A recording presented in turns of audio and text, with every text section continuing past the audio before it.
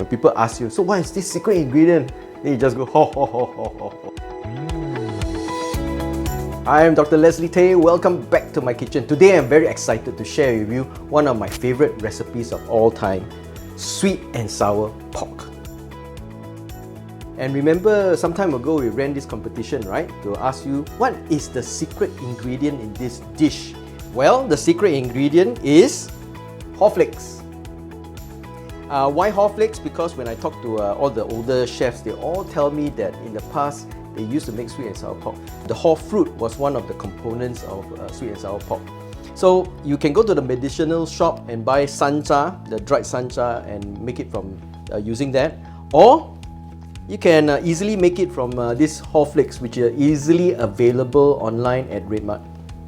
Alright, so let's talk about the pork first. This is pork collar that I got from RedMart. Pork collar has got a nice balance of fat and meat, and that's what you want.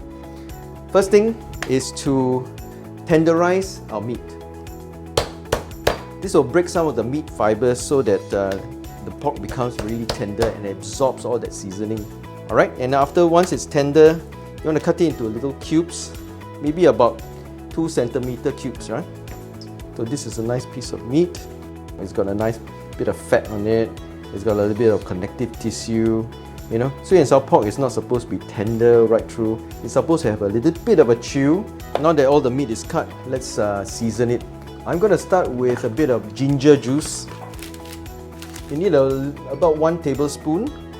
So this is just some ginger which I will grate. Ginger is very important for pork, I find, because it can be a little bit porky, and the ginger really masks the pork flavor.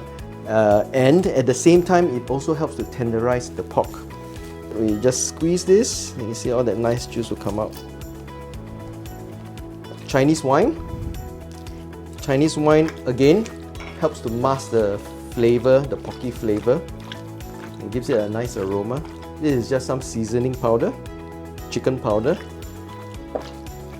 salt. This is just some baking soda.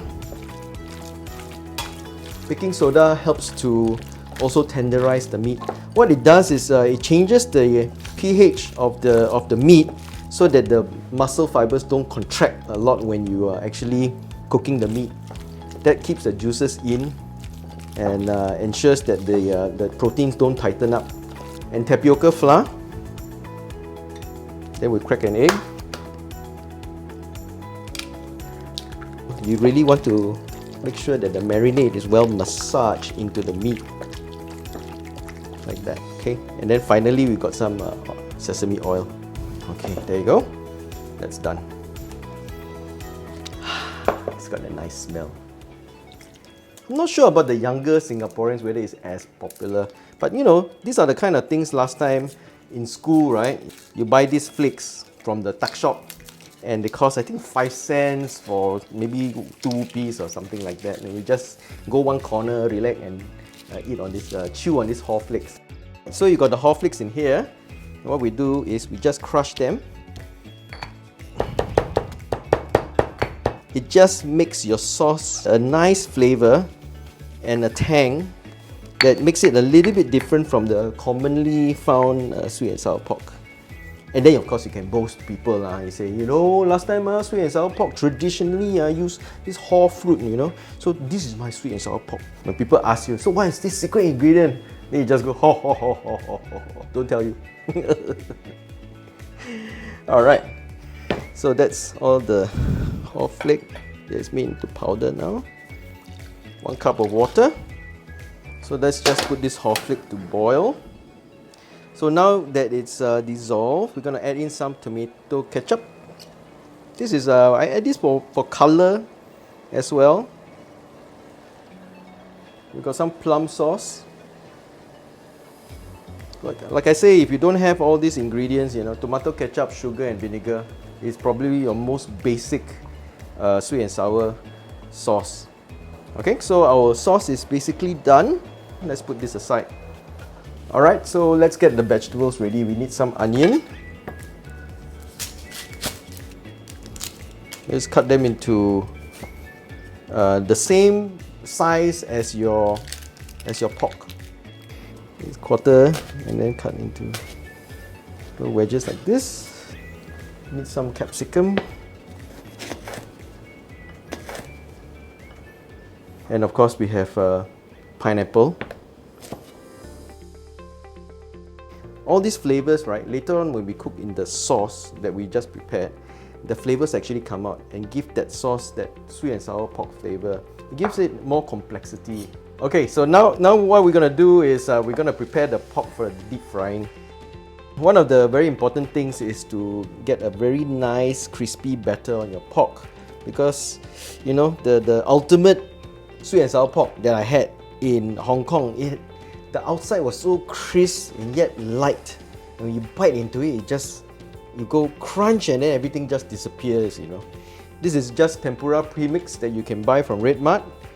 Alright, just coat all the pork with the flour. Okay, and then you leave it aside for a while. The key is to get it crispy, and so what we're going to do is to do a two-stage frying process. On the first fry, we're going to just cook the meat through. So we're going to fry at about 160 degrees. And then on the second fry, we will fry about 190 degrees in order to crisp up the meat. So this is just the tempura flour mix. So you just want to add water into your flour mix, and you want to have the water to be very cold, right? Alright, so we'll fry the meat in small batches now. Pick up your sweet and sour pork, dip quickly in the batter and throw it in.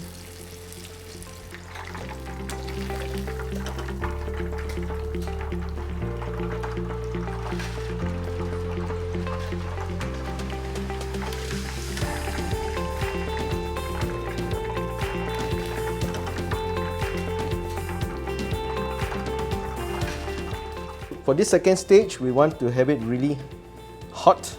We want it to be about 190. And then just a quick 30-second. The Chinese chefs always explain it this way. When you cook it in a hot oil, the oil actually comes out of the batter, making it more crisp. Okay, so the last stage. We're gonna caramelize the sugar. So all these little things are what makes a good dish into a super dish. Right? All these little things. Okay, once your sugar is nice and golden brown, put in the sauce.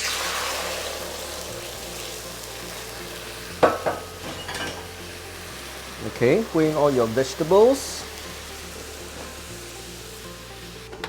Alright, now you just want to simmer this for about 5 minutes. Alright, the vegetables, the onions are not just there for show. When you actually cook all these vegetables and the pineapple and the capsicum and the onions in the sauce, the flavor actually comes out. So without the vegetables, your sauce will not have that complexity. This salsa is already quite tangy by itself, which is why I haven't added in any vinegar, if you notice. It's got that interesting flavor that most people won't be able to put your finger on, right? You put in a little bit of the cornstarch to thicken the sauce. Okay, so the sauce is ready. Turn off the heat. Let it rest for a while. I'm going to put in the pork and I'm just going to stir and then serve it. Do this step just before you serve it because you want the pork to be really crispy. You can hear how crispy that is. You can just hear that crispiness, can't you? Okay, quick stir. And here you go, my sweet and sour pork with the very special secret ingredient, Haw Flakes. Alright, time to try.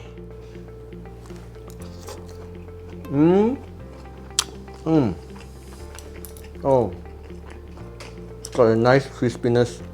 That Haw Flake flavor is imperceptible, but it makes a difference to the sauce, yeah?